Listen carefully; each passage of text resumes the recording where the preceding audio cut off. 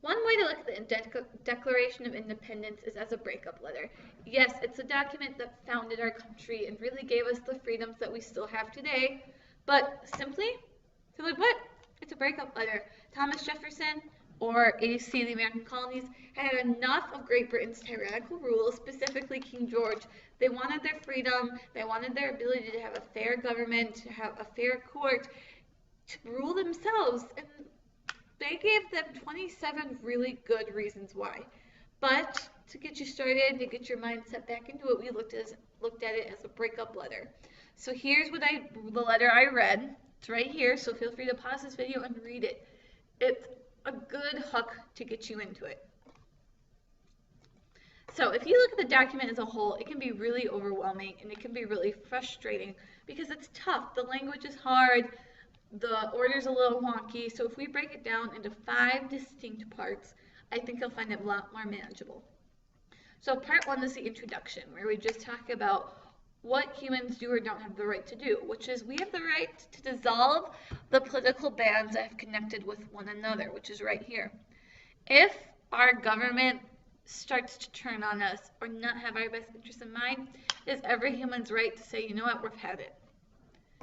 This then goes into the preamble, which I have written in blue right here, which they go on to talk about what problems they have. It's not as specific as the grievances, it's just they're talking about why the government is corrupt, and they're talking about their unalienable rights, which means the rights that they are allowed to have 100% of the time, such as life, liberty, and the pursuit of happiness, and they are not getting these rights from the government. King George is infringing upon their rights, and that is not allowed.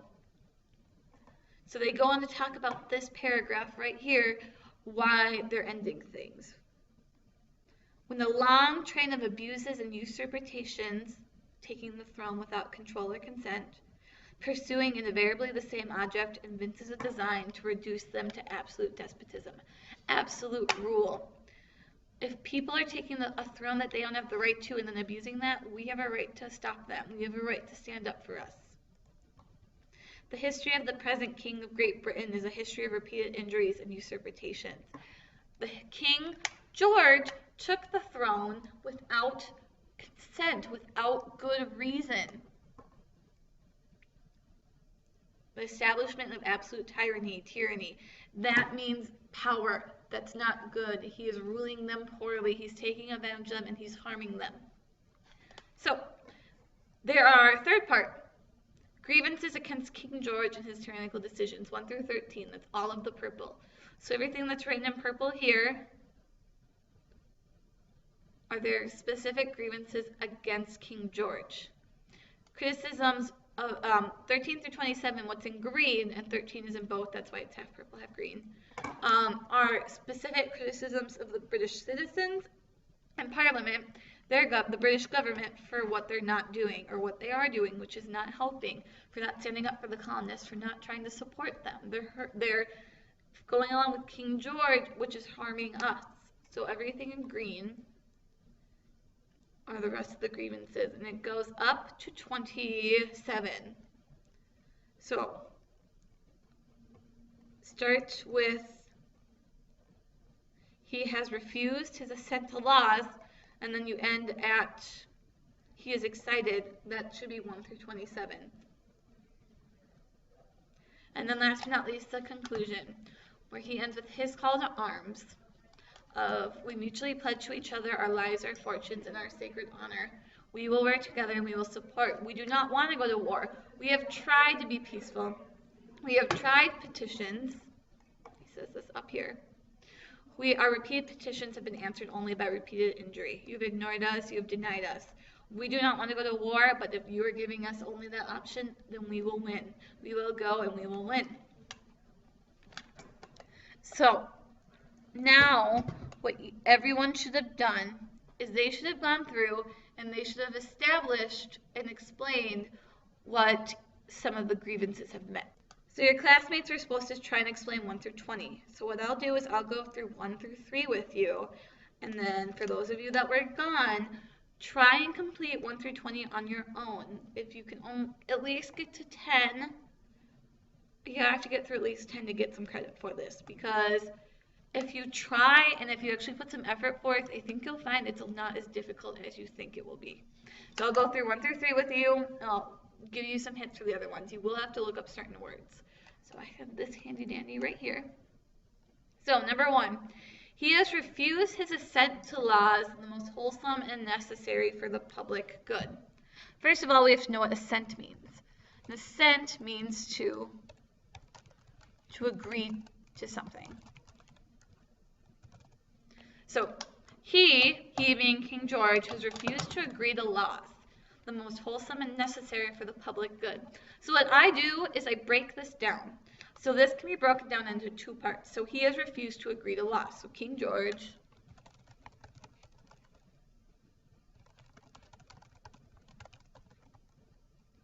Part 2, the most wholesome and necessary for the public good. I know that the public good means the people, the public, the commoners, the colonists. And wholesome and necessary are typically positive words. So he has refused to assent to laws that are good, helpful, and necessary for the public good.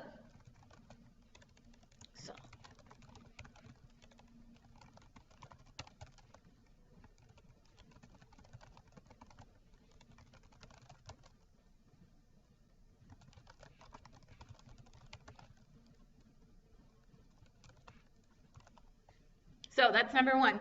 King George has refused to agree to laws that are good and necessary for the public. So then I just broke that down. If I were you, I would be writing it on your sheet or on a separate piece of paper.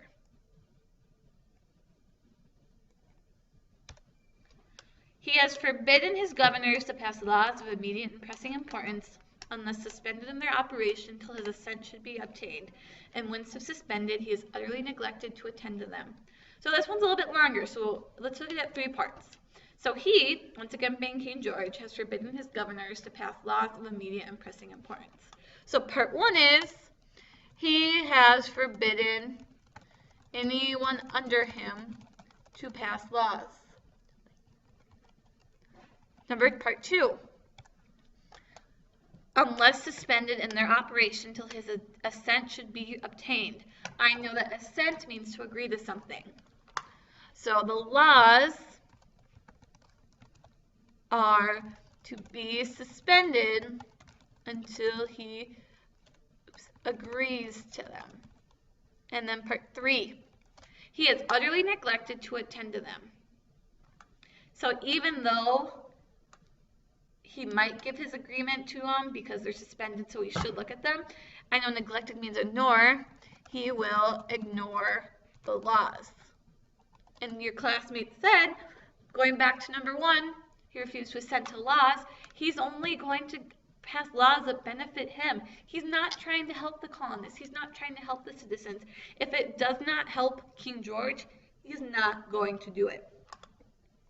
And then, let's look at 3. He has refused to pass laws for the accommodation of large districts of people unless those people would relinquish the right of representation in legislature, a right inestimable to them and formidable to tyrants only. So again, I think there's another word in there that we might not know, and that is inestimable, which is a vocab word for this week. It cannot be put into words, not measurable. So if something is inestimable to you, it means that it is so important to you that you cannot describe it. So maybe your families are inestimable to you. Maybe your religion is. Maybe your passion for your activities. If something is inestimable, it cannot be put into words how much you care for it. So he has refused. So again, let's break it down. He has refused to pass laws for the accommodations of large districts of people. So once again, he refuses to, he refuses to pass laws that will assist people. And not just any people, the commoners, the non-political people, just you and me, that will assist people. Part 2. Unless those people would relinquish the right of representation in legislature. And we know that to mean their government, their right to have a court, the right to be represented by their government. He refuses to pass laws that will assist people unless they give up their representation from the U.S. government, or what's there anyway. And then the third part, a right inestimable to them and formidable to tyrants only. So their representation means everything to them. So if he takes it away from them, they lose something. They lose something really important to them. And then let's do one more. We'll do 4. He has called together legislative bodies at places unusual, uncomfortable, and distant from the depository of their public records for the sole purpose of fatiguing them into compliance with his measures. He calls together legislative bodies, so he calls the government to meetings at places far away and unusual. So it'd be like us having class, not Fargo North, but going all the way to Valley City and having class there. Not bringing your tablet, not bringing your books. We wouldn't be able to have class properly because I wouldn't have my resources, you wouldn't have your resources, and we would have to travel, and no one wants to do that for school reasons. So that's the first part. Distant from the depository of their public records, away from resources. So they can't make good arguments, they can't prove him wrong, they can't do anything. Sole purpose of fatiguing them into compliance with his measures. Wearing them out, making them too tired to fight, or too fed up to do anything. So now, please continue and try and get to 20 on your own. Some are more difficult, but I think as you find, if you actually work through this step by step by step, it's not going to be as hard as you think. If you have any questions, please email me. Remember, they get sent to my phone. I typically respond within 5 or 10 minutes. So if you have any questions, email me, comment on here on Facebook, not Facebook, on Google Classroom or on the YouTube video itself. Hope this helped. See you tomorrow.